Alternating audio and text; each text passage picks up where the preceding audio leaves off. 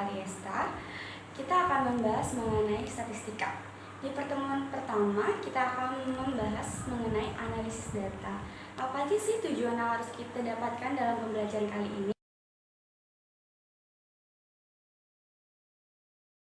Pertama adalah, apa sih pengertian statistika itu?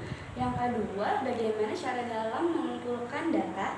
Yang ketiga, apa yang dimaksud dengan populasi dan sampel beserta contohnya? Yang terakhir, bagaimana cara dalam menyajikan suatu data secara tepat terhadap data yang ada dalam tabel. Berikut penjelasannya. Berdasarkan tujuan yang kita ingin capai dalam pembelajaran kali ini, hal pertama yang harus kita ketahui adalah apa sih yang disebut dengan statistika. Jadi statistika adalah cara dalam mengumpulkan informasi yang nantinya akan diubah ke dalam suatu bentuk sajian data melalui suatu analisis. Yang kedua, apa sih yang dimaksud dengan populasi dan juga sampel? Populasi adalah seluruh dari objek yang ingin kita teliti.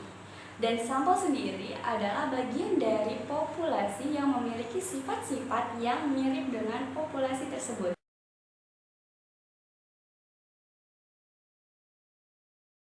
Apa sih contoh yang sesuai dengan populasi dan sampel pada masalah yang sering terjadi saat ini? Contohnya adalah pada kasus yang merebak mengenai COVID-19 atau virus corona. Terdapat banyak sekali tabel ataupun diagram mengenai penderita positif, penderita sembuh, ataupun penderita yang telah meninggal dunia. Jadi dari data tersebut, kita dapat mengetahui bahwa populasinya adalah seluruh masyarakat Indonesia. Dan sampelnya adalah orang-orang yang memiliki indikasi terkena virus tersebut. Salah satu indikasinya dapat dikatakan sampel adalah apabila pasien tersebut pernah melakukan perjalanan ke luar negeri atau pernah melakukan kontak langsung dengan penderita positif. Jadi dapat kita ketahui ya bahwa populasi itu adalah seluruh dari data dan sampel hanya sebagian kecil yang ingin kita ketahui dari analisis data populasi.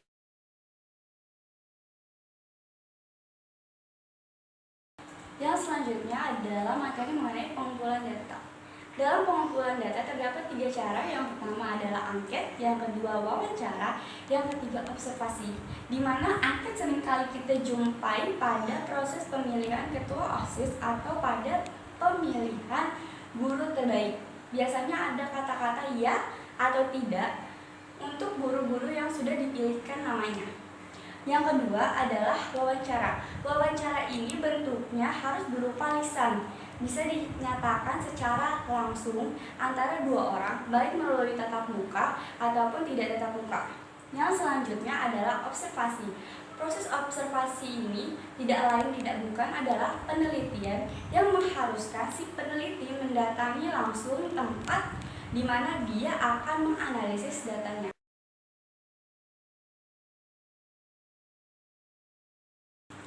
Sering kali kita temukan ada posyandu atau fasilitas kesehatan lainnya data yang terlihat seperti gambar di sebelah ini.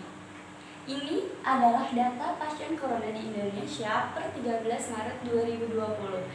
Jadi, pada cara penyajian data terdapat 2 cara. Yang pertama adalah diagram batang, yang kedua adalah diagram garis, yang ketiga diagram lingkaran, dan yang terakhir adalah tabel. Biasanya orang lebih sering menggunakan diagram batang agar kita bisa lebih mudah mengetahui informasi yang ingin langsung kita ketahui. Contohnya, kita ingin mengetahui berapa banyak sih sebenarnya pasien yang menderita virus corona yang berumur di bawah 20 tahun. Menggunakan data ini, kita dapat menemukan suatu informasi bahwa apabila kita tarik garis ke bawah, pasien dengan umur di bawah 20 tahun ada sebanyak 4 orang.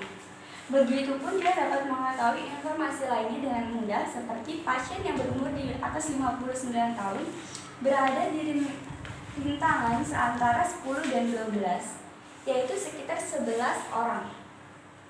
Jadi dengan diagram batang ini kita dapat mengetahui lebih mudah mengenai informasi yang sudah kita dapatkan dalam bentuk tabel.